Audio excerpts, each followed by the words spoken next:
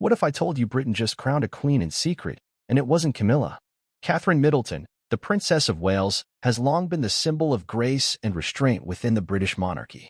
But what if behind closed doors, a seismic power shift has already taken place, one that was never meant for public eyes?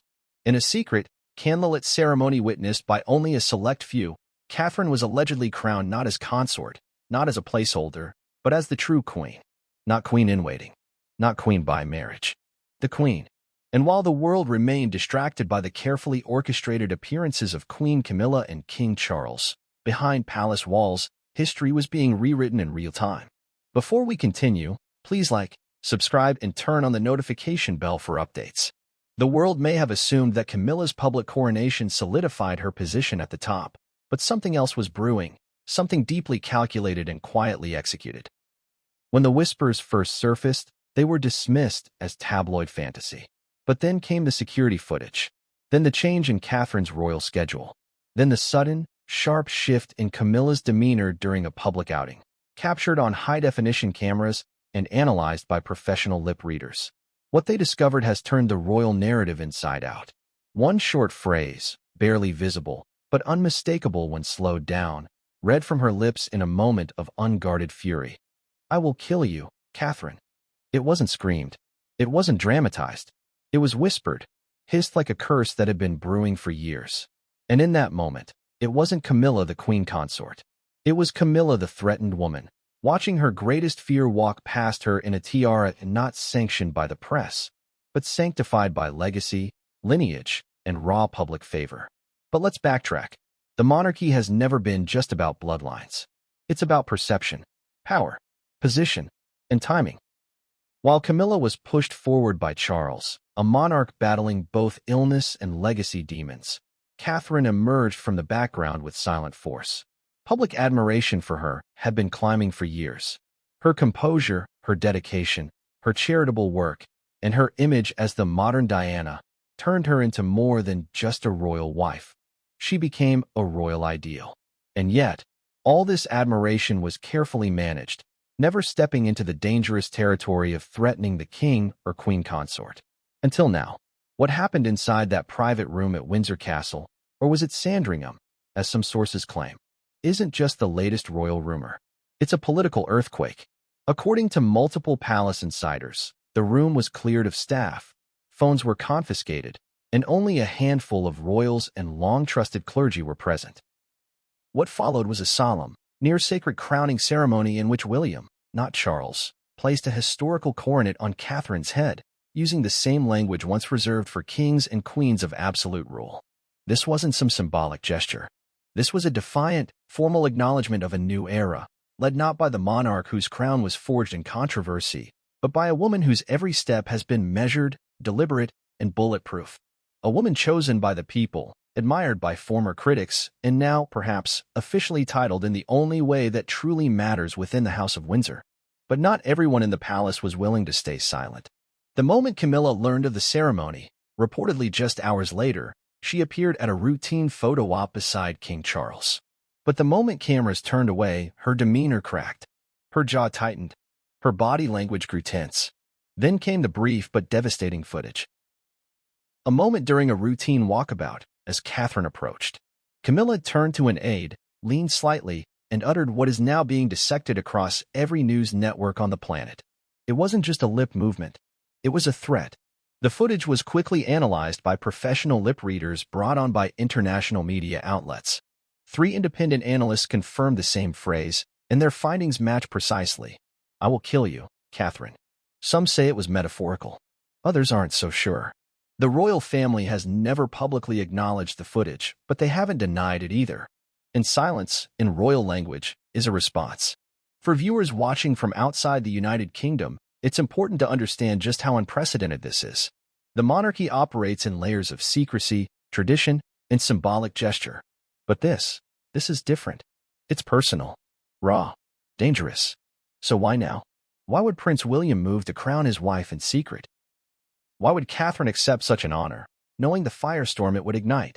And more importantly, what happens next? To answer those questions, we must examine the deeper tensions that have been building within the royal institution for years.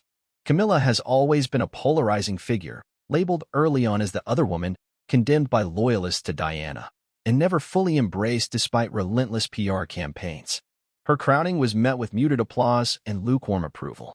The public played along, but the love wasn't there. Not like it is for Catherine. When Catherine walks into a room, the press doesn't need to be told to behave. Children flock to her, dignitaries respect her, and foreign leaders request private meetings. She has transcended her role, not by scandal, not by drama, but by consistency, humility, and a strategic brilliance many underestimated. That's what makes her so dangerous to Camilla. A woman once cast in the shadow of scandal, Camilla has fought tooth and nail for legitimacy. She waited decades for Charles. She endured headlines that would destroy most public figures. And just when it seemed like she had secured her place in history, Catherine rose like a storm of quiet elegance, stealing hearts and headlines without ever raising her voice. Now, if the allegations are true, Catherine has done more than just steal attention. She has stolen the crown, and Camilla knows it. We begin this deep dive into one of the most explosive stories the British monarchy has ever faced, not just because of the private crowning or the whispered death threat, but because this moment may signal the end of one era and the very public birth of another. The rest of this report will break down everything. The ceremony itself, where it happened, who attended, what was said, the reactions from the palace's inner circle, William's decision to override traditional protocol, Camilla's descent into fury, the silent chaos behind closed doors, and the terrifying consequences of the words, "I will kill you." You'll see how the monarchy's carefully constructed facade is beginning to crumble under the pressure of rivalry, ambition, and unspoken truths. You'll hear from insiders, historians, and protocol experts who say this moment will change the future of the throne forever. And when we reach the final chapter, you'll understand why this wasn't just a symbolic gesture. It was a declaration of war from within the palace gates.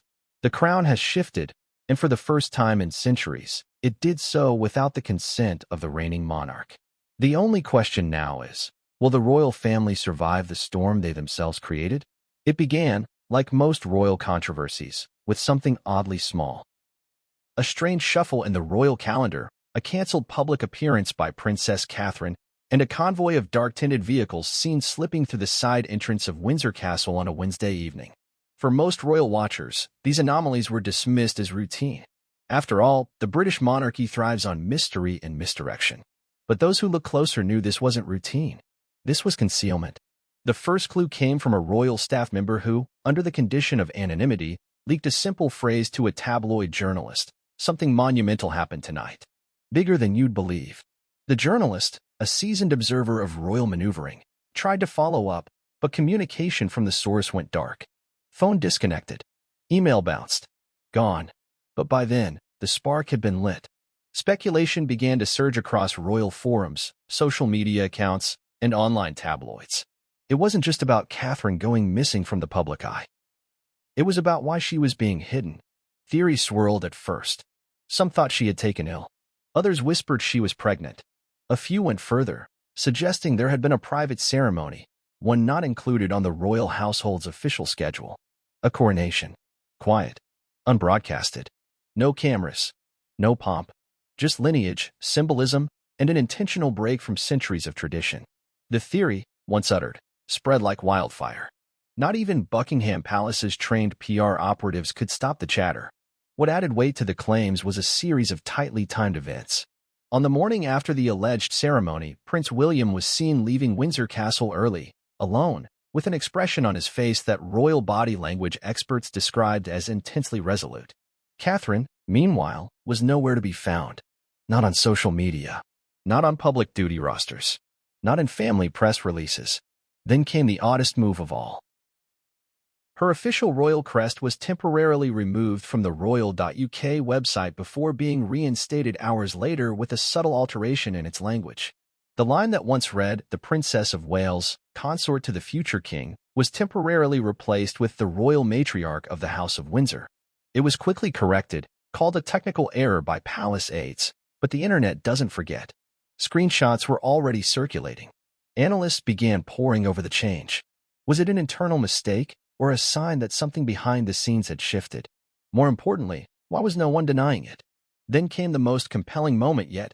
A leaked internal memo from Kensington Palace, originally intended for private security personnel, revealed unusual instructions for an event labeled Private Royal Declaration, Windsor Sector. The memo requested maximum discretion, code clearance for all staff, and absolute prohibition of personal devices. It read less like a schedule for a dinner or royal retreat, and more like the preparations for a ceremonial event of national importance, only without the nation involved.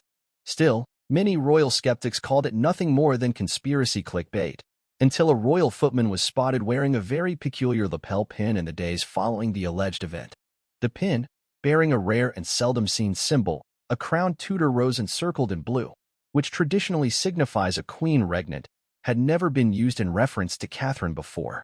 Only those with deep knowledge of heraldry caught the signal. But once it was seen, it couldn't be unseen. It was becoming clearer with each passing day. Something did happen. Yet no one inside the palace dared speak publicly. That is, until Lady Aurelia Bradbury, former royal protocol expert and now independent commentator, broke the veil of silence in an unscheduled appearance on a late-night talk show. Her words sent shockwaves through the aristocracy. "I served this institution for nearly 2 decades, she said, her voice slow, cautious. "And I'm telling you now, ceremonial traditions do not simply disappear. They evolve, quietly. If there was a private crowning, it means the institution is planning for a reality the public isn't ready for yet." The host pushed for clarification, but Lady Bradbury only offered a cryptic closing remark. "It's not about what's official. It's about what's inevitable." That interview lit the match. Suddenly, media outlets across Europe picked up the story.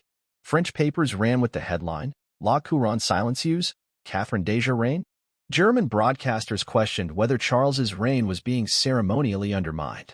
Australian talk shows openly debated if the monarchy was preparing for a generational shift without public consultation. British papers, more cautious, took to quoting anonymous sources, former aides, and independent analysts, all hinting at the same thing. The monarchy had begun to move without announcing its steps. But the real turning point came not from a journalist or a royal expert, but from a florist. A florist named Hilda Green, who had supplied arrangements to the palace for over 15 years, posted and quickly deleted a message on a private Facebook group for royal suppliers. Her post, archived by users before it vanished, read, "Had the honor of creating a symbolic bouquet for a very rare evening event. White lilies, English ivy, myrtle, and forget-me-nots. Had to deliver it directly to Windsor. No outside staff allowed. We were told to refer to it as the Catherine arrangement. Something special is happening behind those walls." To the average person, it may have meant little. But to those fluent in royal symbolism, the message was loud and clear. White lilies symbolize purity and regality. Myrtle is traditionally used in royal wedding bouquets, associated with loyalty and devotion. Forget-me-nots were Princess Diana's favorite flower, often used by William and Catherine to quietly honor her. And English ivy, long linked to tradition and immortality, hinted at legacy. Together, it wasn't a bouquet, it was a coronation code in floral form. Every detail was aligning. And still, the palace refused to speak. But silence, as it often does in royal affairs, screams louder than denial. Soon, new rumors began to spiral. Some claimed that the Archbishop of Canterbury had made a discreet visit to Windsor Castle earlier that week, his car entering through an unmarked service gate not used since the pandemic. Others insisted that a private choir had been flown in from Oxford, rehearsing under strict security for an off-the-books liturgical event. Even more bizarrely, one of the royal photographers, a seasoned veteran with deep palace access, suddenly resigned, without statement, citing personal conflicts with new ceremonial protocols. It was no longer about whether the rumors were true. It was about why the palace was allowing them to swell. A media theorist speculated that the monarchy was testing public response, floating the story, allowing leaks, and measuring the emotional temperature of a post-Elizabethan Britain. Would the people accept Catherine as queen, even unofficially? Could a quiet shift secure support where Charles and Camilla struggled to inspire it? If so, the results were astonishing. Polls began circulating. When asked, "Would you support Princess Catherine being recognized as queen sooner than expected?" a staggering 73% of respondents said yes. Nearly half of those polled expressed concern about Camilla's role and impact, citing discomfort with her public appearances and her history with Diana. The people were not just ready for Catherine. They were waiting for her. And perhaps, within the inner circle of royal strategists, This was always the plan. To hand the crown not with ceremony but with consent, earned over years, polished by loyalty, and delivered at the precise moment public affection crested. Of course, no plan this ambitious comes without resistance. Enter Camilla. If the rumors were correct, and Catherine had indeed been privately crowned, then Camilla, officially named Queen Consort just the previous year, was now facing a quiet coup. A ceremonial dethroning without violence, without rebellion, but with devastating personal and symbolic consequences. She would become the Shadow Queen, present, but forgotten, visible, but irrelevant. And Camilla has never tolerated irrelevance. Her history speaks of a woman willing to endure endless scandal and public loathing in exchange for the seat she now holds. To lose that, without warning, without ceremony, would be more than political. It would be personal, humiliating, rage-inducing. And if palace insiders are to be believed, that rage would soon be on full display. But before that, there was still one more anomaly to consider. A senior member of the royal clergy, who had long served in ceremonial duties, was reassigned without warning just 2 days after the alleged event. His duties were handed off to a much younger, lesser-known cleric with virtually no public presence. No explanation was given, but a source close to the matter stated plainly, he knew too much. He saw what happened, and he wouldn't play along. Which begs the question, if the ceremony really did happen, and the crown has already shifted, what are they so afraid of? The answer, perhaps, lies not in the symbolism or the schedule, but in what followed, the look on Camilla's face, the fury she could no longer contain, and the phrase caught by a camera too far to hear but too close to ignore. "I will kill you, Catherine." And with that threat, whispered in frustration and filmed in daylight, the whispers became something else entirely. They became war. Before Catherine's name ever echoed through the corridors of power as a queen-in-waiting, there was only one woman fighting tooth and nail to stand beside the future king, Camilla. For decades, she was never simply Charles's lover. She was the controversial constant, the taboo shadow behind the throne, the woman who haunted the marriage of Diana and Charles like a ghost the institution couldn't exorcise.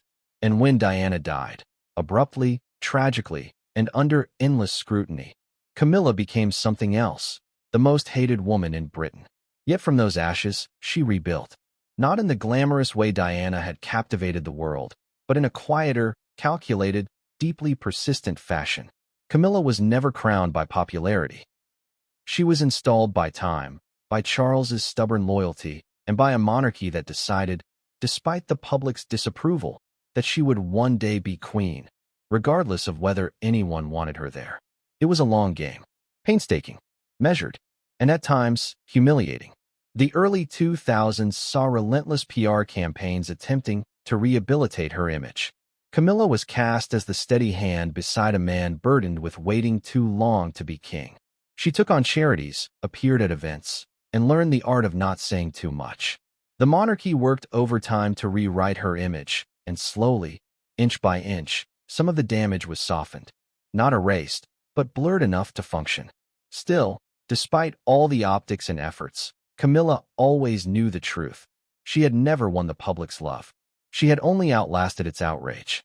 When Charles finally became king, Camilla's coronation as queen consort was seen by many not as a celebration, but as a reluctant compromise. The queen herself, Elizabeth II, had to issue a formal request for Camilla to be recognized by that title. Not because it was the natural order of things, but because it wasn't. It was an uncomfortable fit. Camilla's title was never born of legacy or public will. It was granted by royal decree and held in place by tradition. But tradition alone cannot hold up a crown when the hearts of the people lie elsewhere. And that is where Catherine comes in. From the moment Catherine Middleton stepped into the public eye, she seemed to fit into the monarchy like a hand in a white silk glove. She didn't rebel. She didn't misstep. She didn't provoke headlines or manipulate the press. She studied. She listened. She endured. And unlike Camilla, who clawed her way into the palace through scandal and defiance, Catherine arrived through patience, love, and a kind of silence. To Camilla, Catherine was not a refreshing face of modern royalty. She was a threat with better approval ratings, a cleaner past, and a deeper reservoir of empathy from the British public. Camilla may have worn the crown, but Catherine wore the love of the people, and that, in monarchy, is power. This reality had become painfully clear by the time of Charles's coronation. The public focus wasn't on Camilla's role as queen. It was on Catherine's elegance, her children, and the way she carried herself as the future of the monarchy. Every camera lingered longer on her. Every headline mentioned her first. In galleries, among foreign dignitaries, and in the global press, one phrase repeated like a prophecy. Catherine is already queen in everything but name. For Camilla, this wasn't just painful, it was infuriating. Because in her mind, the crown should have been hers long before. She endured public disgrace. She stood by Charles during scandal after scandal. She waded through decades of ridicule and exile, her face splashed across tabloids as the villain in the royal triangle. She paid the price. And now, just as she had finally reached the peak of power, Catherine was being whispered about as the real queen. It wasn't just a matter of perception. Camilla had always seen her position as hard-earned. She believed she had been loyal, patient, and, most of all, deserving. That was her truth. And in the cold world of royal entitlement, perception rarely matters as much as precedent. Camilla had married the king. She had stayed by his side when no one else would. She had outlasted Diana's ghost, the press's venom, and even Queen Elizabeth's icy skepticism. And now, a younger, fresher face was being anointed in secret, with no official ceremony, no national recognition, no historical framework, just whispered approval and an alleged private crowning behind closed doors. To Camilla, it must have felt like theft. But to the institution, it felt like inevitability. The monarchy, whether it admits it or not, is always adapting. While it claims to move slowly and deliberately, it responds to pressure with startling efficiency. Charles's reign was already underwhelming. His health was faltering. His speeches lacked magnetism. And though Camilla did her best to stand beside him, the energy wasn't there. The people weren't inspired.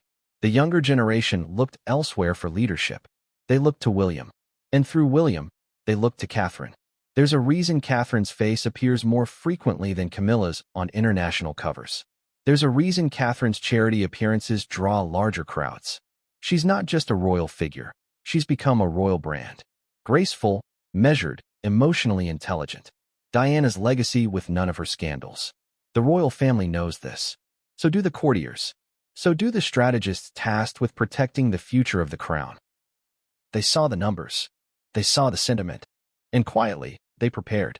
And what they prepared for was this: a moment when Catherine could be crowned, if not officially, then symbolically, as the monarch the public had already accepted. Camilla would never recover from that. Because for her, this was supposed to be her era, her reign, her final chapter, wrapped in glory, crowned with vindication. After years in the shadows, she had finally stepped into the light. And now, Catherine was pulling the curtains closed once again. The alleged private ceremony wasn't just a threat to Camilla's title. It was an erasure of her entire journey. Everything she endured, everything she sacrificed, everything she waited for, it was all being sidelined, rewritten in real time. The monarchy had decided to skip over her legacy before it was even written. To many outside observers, this shift might seem logical. Catherine is younger, more popular, untarnished by scandal. But to Camilla, it is betrayal. And betrayal, especially in royal circles, can turn a quiet woman into a dangerous one. Some sources close to palace insiders have spoken of growing tension between Camilla and Catherine in recent months. Not open hostility, never that, but cold silences, forced smiles, sudden changes in schedule, and a series of sharp-edged decisions meant to limit Catherine's public exposure during joint events. One aide reportedly overheard Camilla saying, "She needs to learn her place." That was months ago, before the crowning, before the phrase captured on video, before everything detonated. It's worth noting that Camilla's reign was never meant to be long. Even before Charles's health questions emerged, many believed her role was transitional, a temporary bridge between the old world of the monarchy and the new world waiting through William and Catherine. But now that the bridge has been crossed in secret, what purpose does Camilla serve? The answer, in the eyes of many, is none. That's what makes the alleged crowning so devastating for her. It renders her irrelevant, not through scandal, not through death, but through omission.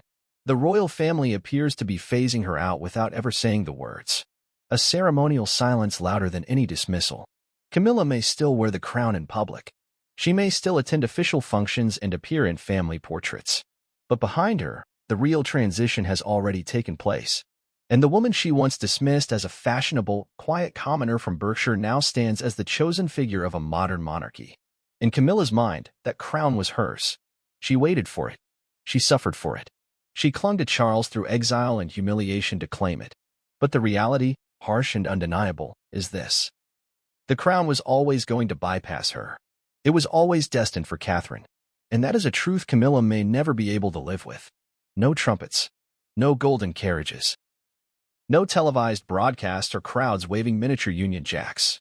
Unlike every royal crowning in living memory, the ceremony that elevated Catherine, Princess of Wales, into what insiders now call the silent queenship happened in absolute secrecy. No public documentation. No mainstream acknowledgement. But it happened, or at least, enough compelling fragments now exist to suggest that something too large, too organized, and too symbolically precise occurred behind the fortified gates of Windsor Castle. The event, according to the timeline built from leaked documents, eyewitness testimonies, and logistical irregularities, was scheduled for early evening, around 6 p.m., on an unassuming Thursday in April. The day before, Catherine canceled her attendance at a high-profile charity gala, citing a private family obligation. The press raised eyebrows, but nothing more. William, too, postponed a meeting with military veterans without any public explanation. At the time, these changes appeared routine. In hindsight, they were the first signs. By 4 p.m. that day, Windsor Castle was placed under what insiders referred to as Tier 5 lockdown protocol, a level of internal security typically reserved only for royal funerals or the sudden death of a sovereign. Staff not on the clearance list were sent home early.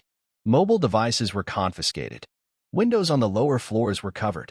External surveillance from nearby drone hobbyists noted that all delivery routes to and from the castle were cut off for nearly 4 hours. Within the inner sanctum of the castle, just beyond St. George's Chapel, preparations had already been underway since morning. Royal decorators arrived with minimal personnel and maximum secrecy. Special attention was given to one particular room, the Garter Throne Room, historically used for audiences with monarchs but rarely for private ceremonies. That day, it was transformed. No grand floral displays. No rows of thrones. Just a minimalist altar of dark oak, flanked by 2 banners, one bearing the royal coat of arms, the other bearing a curious new design, Catherine's personal monogram overlaid with a Tudor rose and an embroidered phrase in Latin, Veritas Regina Estate. Translation: Truth is Queen. The message was clear. Attendees were limited to fewer than a dozen individuals. Prince William, the Archbishop of Canterbury, Lady Sarah Chatto, daughter of Princess Margaret and a trusted confidant of Catherine, the Lord Chamberlain, 2 royal heralds, a chaplain, and 2 royal guards. According to one account, even King Charles was not present. Whether he declined the invitation or was never informed remains unclear. The ceremony began not with pageantry, but with silence. Those in attendance stood as Catherine entered the room alone, dressed not in a coronation gown, but in an ivory silk ensemble with no tiara, no jewels, and only a subtle brooch once owned by Queen Elizabeth II. Her presence was not theatrical. It was purposeful. The Archbishop, positioned at the front of the chamber, opened the ritual not with scripture, but with an invocation from the Book of Wisdom, a symbolic gesture signaling divine alignment over institutional power. "Give me wisdom that sitteth by thy throne," he read aloud, "and reject me not from among thy children." Catherine reportedly bowed her head and did not speak. Then came the most critical moment, what royal insiders are calling the designation. In the place of anointment, which would normally involve holy oil and ceremonial regalia, William stepped forward. In his hands was not the crown jewels, but a single coronet, smaller, unadorned, yet crafted in the traditional style worn by Queen Elizabeth I during private investitures. William placed the coronet on Catherine's head, and then he spoke. The exact wording of his statement has been fiercely guarded, but fragments have leaked. One staff member recalled William saying, "In trust, in honor, and in the shadow of the sovereign, I place this upon your brow, for the sake of legacy, and for the people who wait to believe again." There was no applause, no trumpeting horns, just silence. Then, according to reports, the Archbishop extended a velvet-bound document toward Catherine. It is believed to be a revised and signed charter acknowledging her as Queen in truth, a ceremonial title not recognized by Parliament or constitutional order, but by the authority of lineage, tradition, and royal prerogative. It had no legal power. It needed none. In the world of monarchy, perception is often stronger than law. One of the royal heralds reportedly stepped forward and read aloud a phrase that had not been heard in centuries. Let all who hold allegiance to the crown know her name, and know it true, Catherine Regina, rightful lady of the realm. Again, silence followed. Only then did Catherine rise from her seated posture and address the room for the first time. Her words, brief and deliberate, were not declarations of power, but acknowledgments of responsibility. I do not wear this for privilege, she said, according to one source. I wear it for duty, and for those whose eyes see in me a promise, not a threat. No cameras, no live stream, no front pages in the morning. But make no mistake, what happened in that room was designed to echo across generations. What made this event especially groundbreaking is that it bypassed the crown's public machinery entirely. No parliament, no prime minister, no privy council. It was a royal moment reclaimed from the weight of bureaucracy and delivered in a room where only those who mattered most were allowed to witness it. The symbolism extended even to the objects in the room. The candle holders had belonged to Queen Victoria. The altar cloth had been used in Princess Diana's wedding, and the coronet was allegedly modeled after one worn by Queen Mary during private religious observances. Each item told a story. Each piece of furniture whispered lineage. This wasn't just a ceremonial nod. It was a statement of continuity through Catherine, bypassing Camilla and skipping over the formal limitations that kept the institution shackled to outdated protocols. For the inner royal circle, this event was not just about Catherine, it was about survival.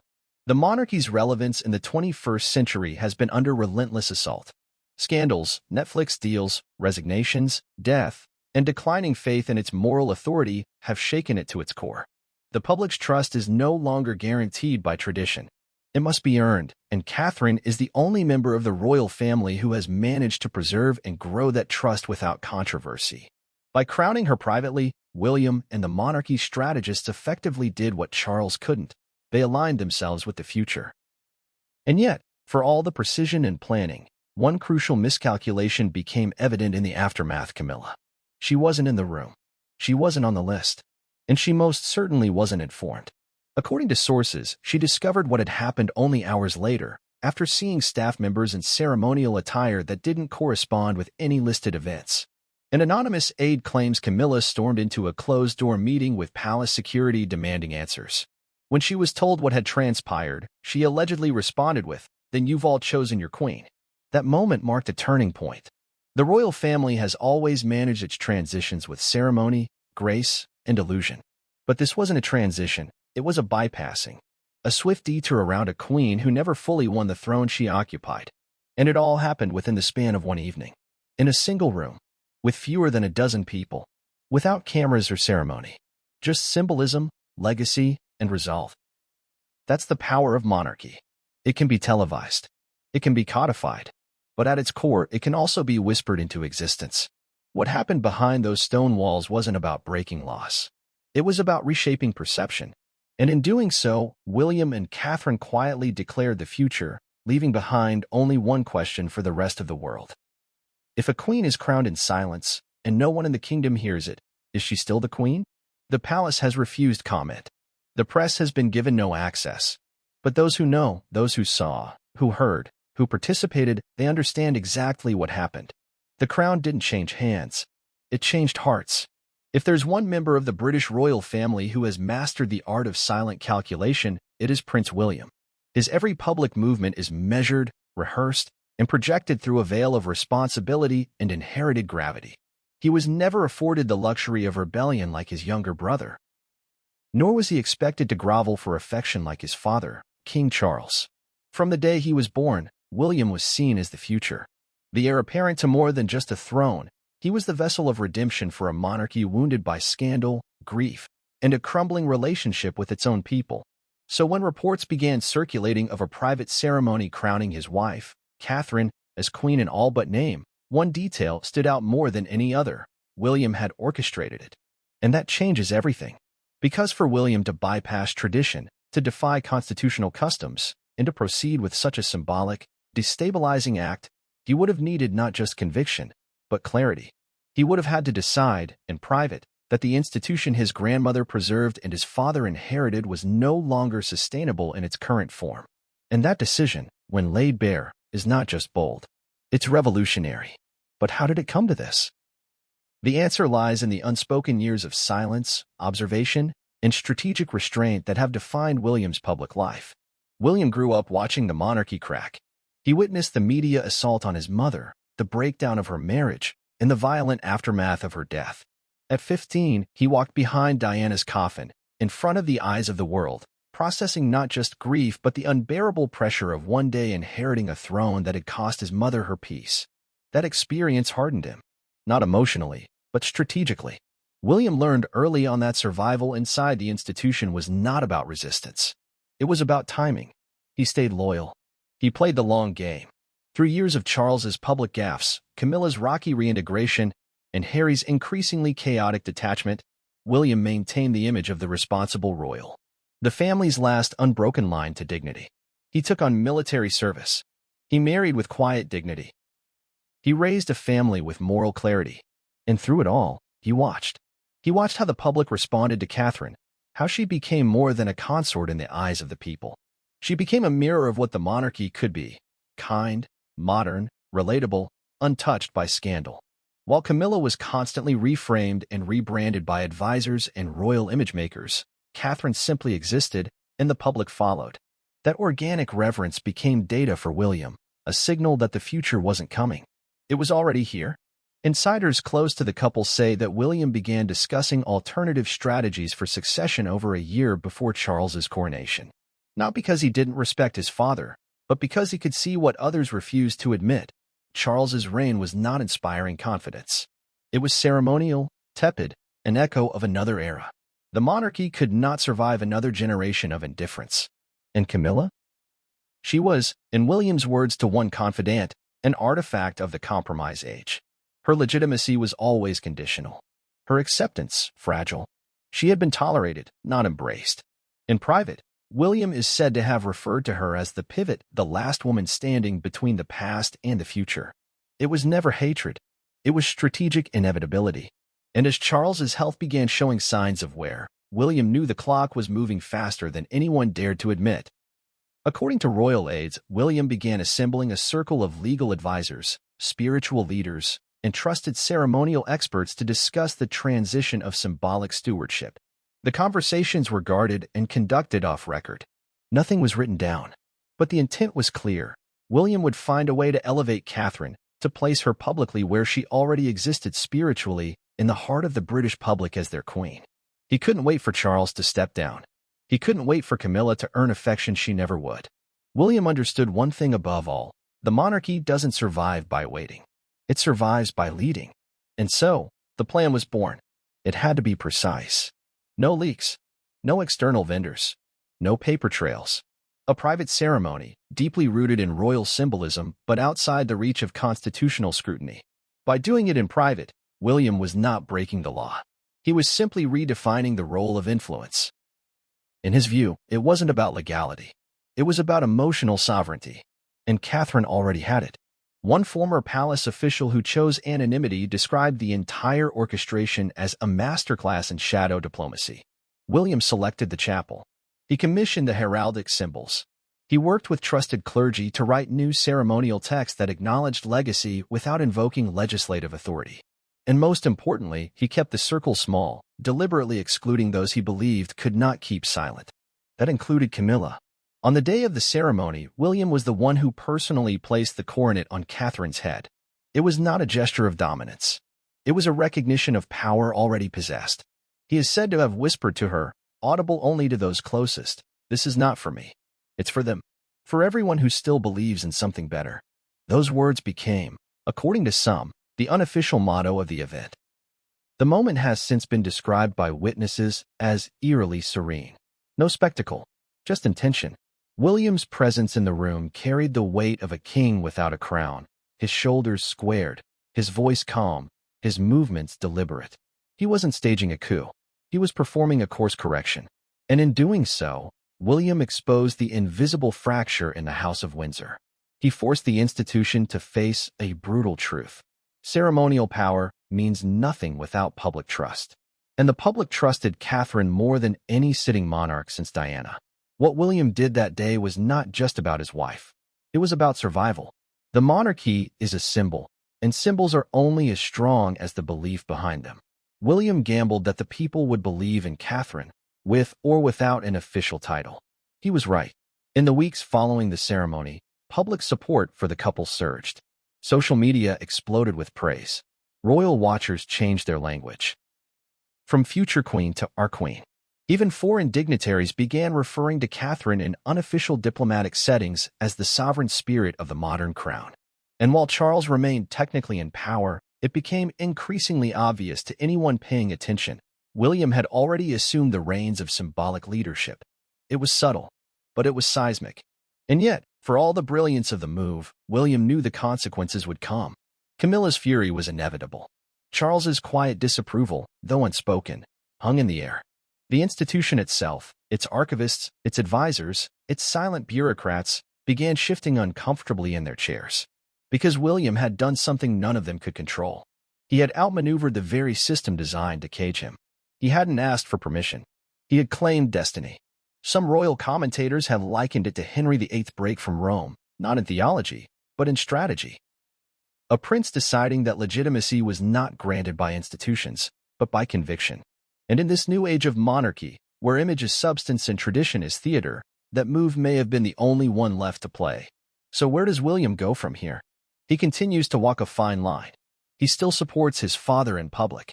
He still calls Camilla queen consort when protocol demands it. But behind closed doors, there's no more doubt. The real transition has begun. And William is no longer waiting to inherit. He's already building a new monarchy. One based not on bloodline alone, but on belief. One shaped not by entitlement, but by trust. And at the center of that monarchy is a queen who never had to demand a crown, because the people gave it to her already. For William, this is not the endgame. It's the beginning. And it started with a single, silent move. One coronet, one room, one future king making the only decision that truly mattered. Not for himself, but for a nation craving something real again. The moment Camilla entered Windsor Castle that evening, the air shifted. It wasn't dramatic at first. No alarms. No raised voices. Just a sudden, intangible weight pressing down on everyone in the vicinity, a heaviness that passed through corridors like a silent thunderclap. She was expected. But no one, not even the most seasoned palace staff, could have predicted the force of presence she carried with her. She was late. By the time her motorcade rolled through the side gates and into the courtyard, the ceremony crowning Catherine had already concluded. The coronet had been removed. The banners taken down. The chapel restored to its usual state. But the energy remained thick, like the final seconds of a thunderstorm that had just passed. Everyone still standing inside that historic castle understood that what had taken place was irreversible. Catherine had been acknowledged. Maybe not in the eyes of law, but in the deeper, more dangerous court of public will. And now Camilla had arrived, summoned only moments before the final act concluded. Some say she wasn't meant to be there at all, that she learned of the gathering through an intercepted call. Others say a disgruntled staffer leaked the information in a moment of panic. However the truth reached her, one thing is beyond dispute. She came uninvited. As her black car pulled to a stop beneath the archway of the North Wing, the first to greet her was a junior equerry whose only instruction had been to receive her with dignity, but no access. He did exactly that. He bowed. He spoke softly. He apologized. And then he told her she would not be permitted to enter the Garter throne room. Camilla didn't argue. She didn't shout. Instead, she stepped out of the car in complete silence, her gloved hand brushing past the aide as she walked forward. Her bodyguard, startled by her pace, rushed to follow. She walked past the royal staircase and straight into the center corridor, heading not for the throne room but toward the East Drawing Room, a known staging area for royal events. There, she waited. Staffers nearby reported an immediate aura of tension. Doors were shut more quickly. Conversations stopped mid-sentence. Senior aides cleared hallways as soon as they heard her heels echoing across the floor. Some even turned and walked the opposite direction. This wasn't the awkward avoidance of someone disliked. It was the instinctual retreat from someone dangerous. Camilla entered the drawing room and sat down. Alone. According to one footman who spoke anonymously, she sat for nearly 12 minutes without saying a word. She didn't remove her gloves. She didn't ask for tea. She didn't even reach for her phone. She simply stared at the fireplace, unmoving, until the sound of approaching footsteps finally interrupted her trance. What happened next would etch itself into royal history, even though it occurred behind closed doors and without a single camera present. A soft knock. The door creaked open. A senior attendant informed her that Prince William would not be coming, nor would Catherine. The ceremony was over, and the response from Camilla was chilling. "They will regret this," she said quietly. Her voice wasn't angry. It was hollow, cold, utterly resolved. What followed was a brief but unprecedented moment of confrontation. Several staff members later recalled that Camilla insisted on being shown to the ceremonial chamber, even though it had already been cleared. She was told no. She pushed again. The aide refused again. At that point, Camilla stood and began walking, unaccompanied, as if no one had spoken. The hallway from the east drawing room to the Garter throne room is long, dimly lit, and lined with portraits of former monarchs and royal consorts. As Camilla walked, she passed the faces of queens who had ruled empires, survived wars, and endured betrayal. The irony was suffocating. One portrait in particular, a striking image of Queen Mary in her coronation robes, reportedly caused Camilla to pause. Only for a second. Then she continued. When she arrived at the doors of the throne room, they were closed. Locked. A guard posted outside simply bowed but did not move. Camilla didn't speak. She just looked at him. In the space of 5 seconds, something shifted in her posture. Not rage. Not defiance. Something more dangerous, clarity. The clarity of a woman who understood, without needing to be told, that she had just been shut out of history. Not stripped. Not exiled. Just omitted. And that was worse. She turned and left, not back toward the east drawing room, but through the servants' corridor, a hallway normally reserved for staff and deliveries.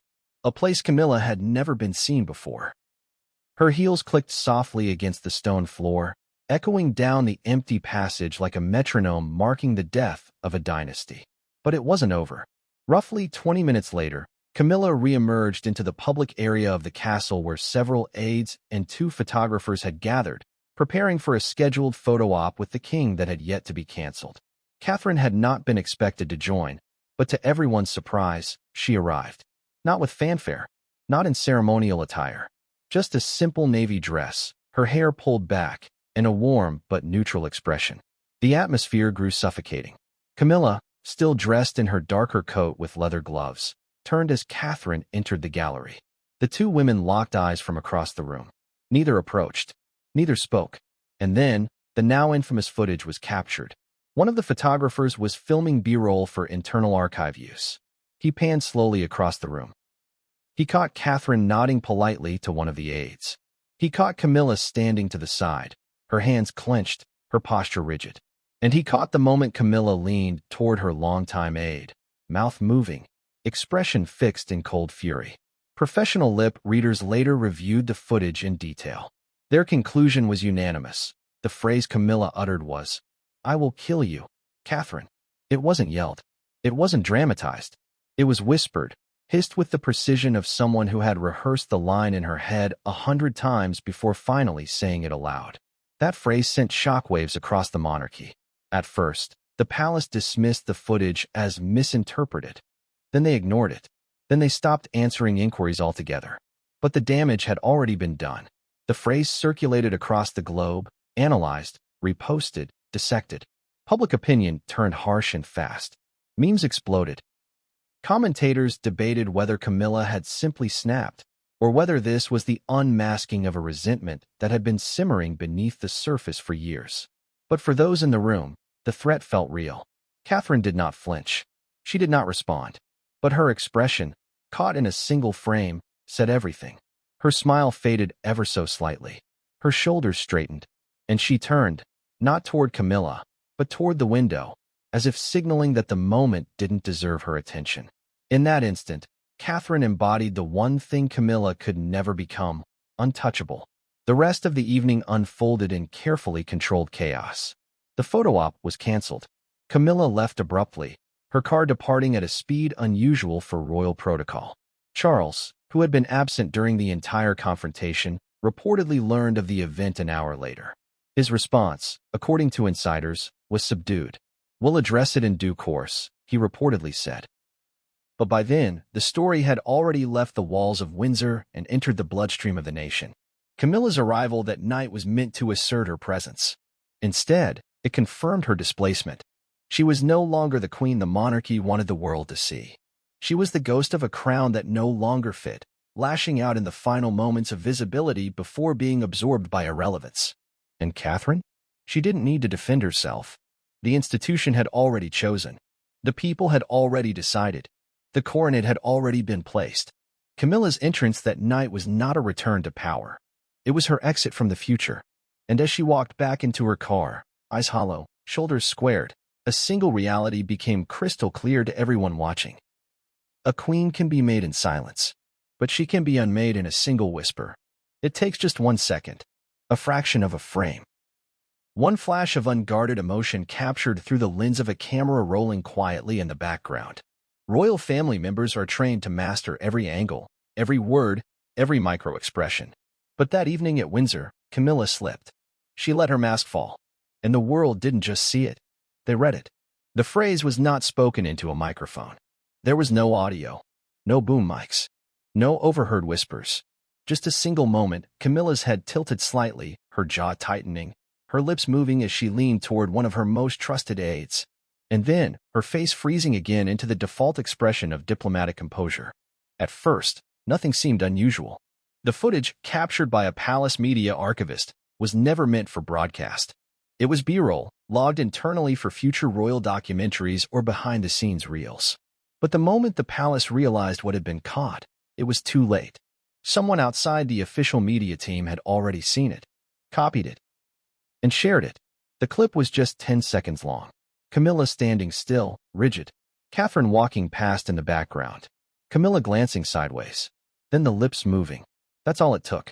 The video landed in the inbox of a freelance editor in the Netherlands who worked with international tabloid outlets. He posted the clip to a private royal forum, simply writing, "Watch her mouth. Frame 508.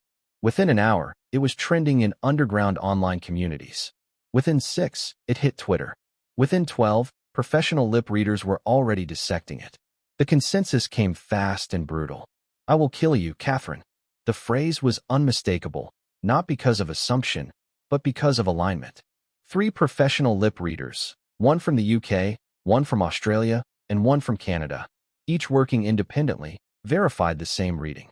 The consonant shapes, the muscle contractions, the silent cadence of each word. It matched. There was no ambiguity. And the impact was immediate. News outlets that had initially ignored the footage began reporting it as breaking news. Camilla's whisper, threat, or misread, read one headline.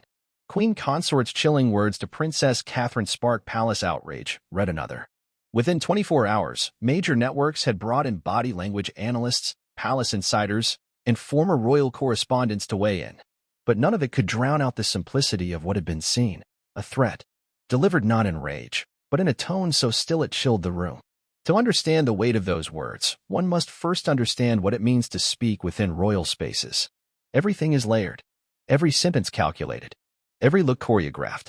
So when Camilla's lips moved in that moment, when she allowed herself to articulate those 5 venomous words, knowing even subconsciously that cameras might be watching, it wasn't an accident. It was the psychological equivalent of drawing a sword.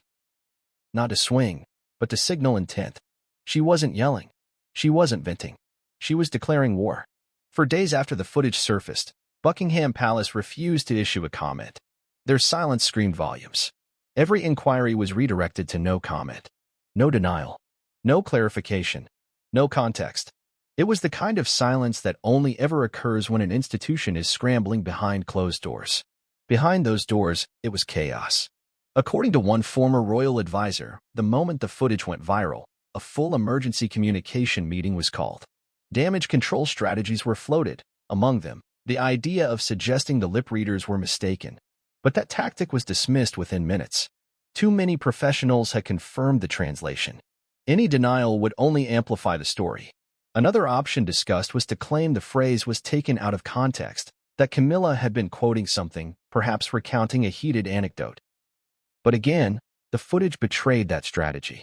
There was no surrounding dialogue, no storytelling posture, just an icy glance, a muttered sentence, and the unmistakable timing of Catherine walking by. Eventually, the palace settled on the only viable option left to them: strategic silence. But the public wasn't silent. Thousands took to social media to voice their fury. Some demanded Camilla be stripped of her title. Others called for an immediate public apology.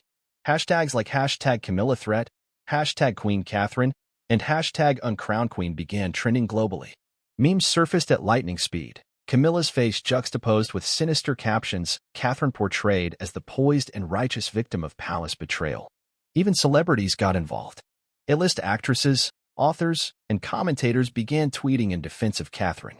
One British MP released a formal statement urging the palace to recognize the damage done to the monarchy's reputation by allowing such hostility to remain unaddressed.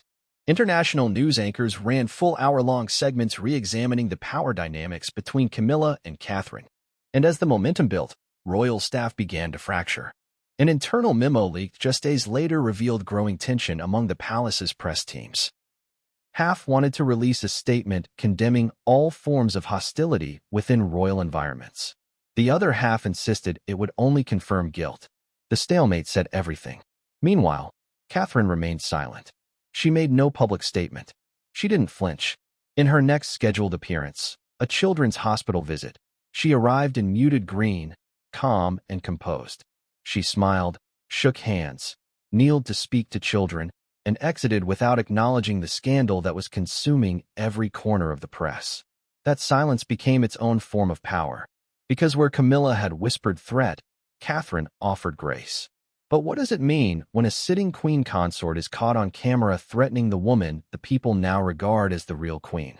The implications are devastating, not just for public perception, but for institutional integrity. For centuries, the monarchy has lived on tradition, secrecy, and symbolism.